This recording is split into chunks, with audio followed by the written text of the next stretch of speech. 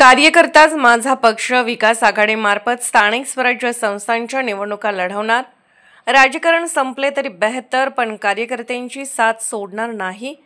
संजय काका पाटील। कार्यकर्ता हाच माझा पक्ष, नाहीतर विकास आघाडी आहेच।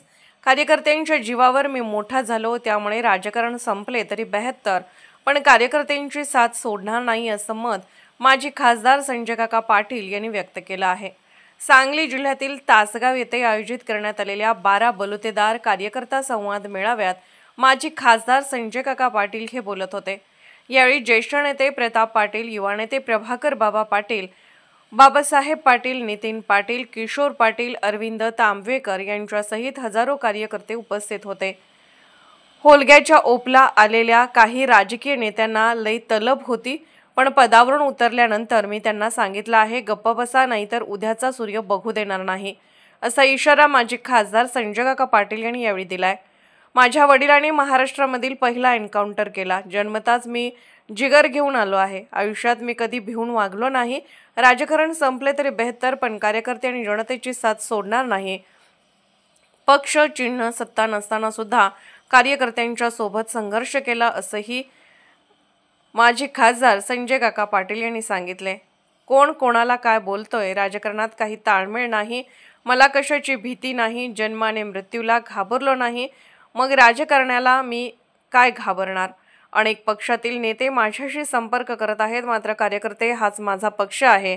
सध्या तरी आगामी स्थानिक स्वराज्य संस्था निवडणुका या विकास आघाडीच्या मार्फत लढवल्या जातील, असेही माजी खासदार संजय काका पाटील यांनी यावेळी सांगितलं। काही फलग्याच्या ओपचे असणाऱ्या नेते मंडळींना तलब होती, पदावरनं खाली उतरल्यावर सांगितलं, माझ्या नादाला लागू नकोस, उजळलेलं सुद्धा बघू देणार नाही। तो संजय पाटील पूर्ण केल्या, त्याचा अभिमान माझ्या मनामध्ये आहे। आजकालची परिस्थिती आपण पाहतो, कोण कोणावर बोलतोय, काय चाललंय, कुणाला कुणाचं ताळमेळ नाही, काय, ह्या सगळ्या अवस्थेमध्ये माझ्यासारख्या मनाची निश्चितपणाने घुसमट होत होती। पण मी तुम्हाला आज शब्द देतो, तुम्ही जे म्हणताय ना, तुम्हाला पक्ष मानून आम्ही काम करतोय, तुम्ही म्हणत ते धोरण, मी आज तुम्हाला शब्द देतो, कार्यकर्ता हा माझा पक्ष आहे। कार्यकर्ता म्हणून त्या पक्षाचं आपण काम करू, नाहीतर आपली विकास आघाडी आहे। अहो, आघाडी कधी आपण काढली, किती वर्षापूर्वी।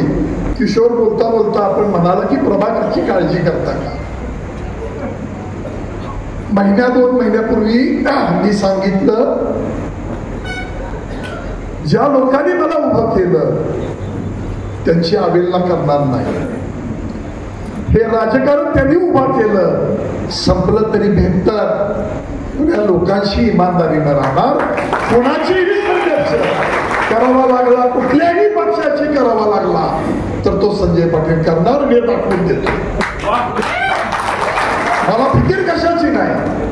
अहो, सत्तेत असताना कुणाशी जुळलं, फक्त मी नीतीनं वागलो, न्यायानं वागलो, भ्रष्टाचार, व्याभिचार या गोष्टीपासून लांब राहिलो। मॅच्युरिटी नावाचा भाग येतो, अनुभवानं समाजाचं हित करावं म्हणून थोडीशी सामंजस्याची भूमिका निश्चितपणाने घेतली।